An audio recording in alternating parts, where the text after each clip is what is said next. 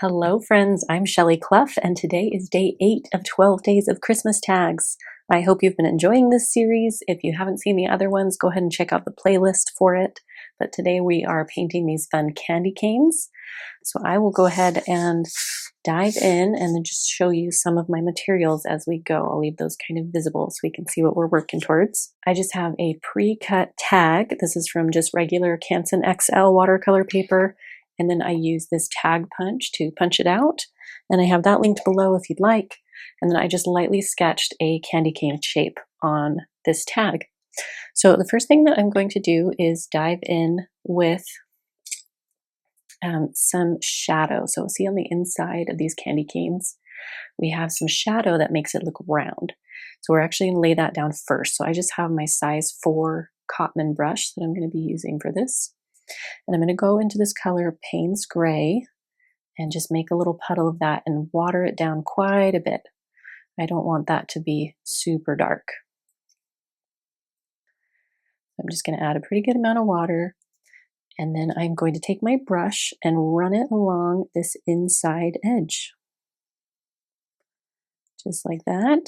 And then I'm going to rinse it, and with just water on my brush, I'm just going to soften that line so it's kind of more of a gradient effect.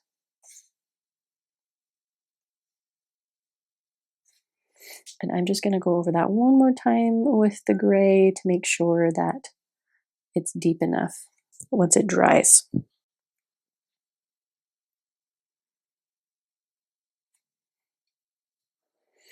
Okay, I'm going to clean up. I've got one little spot here that's kind of running away from me. I'm just taking a clean damp brush and wiping that. And then I am going to let this dry, and then we're going to come back and add our red stripes. Okay, so I'm back with my dry candy cane shape, and I'm just going to go back in with that brush, this time with a red color. We're going to do a mix of cadmium red and alizarin crimson. And we are going to take that color and we're just going to make little swoops. That's right, swoops across our candy cane. We want them at a little bit of an angle and to have a little bit of a curve in them, because that helps give that rounded look to our candy cane. So I'm just bending them through and just making sure that they hit on those angles or those lines that we have on the sides. I'm just going to do those every little bit, stagger those out, and take that all the way down to the bottom.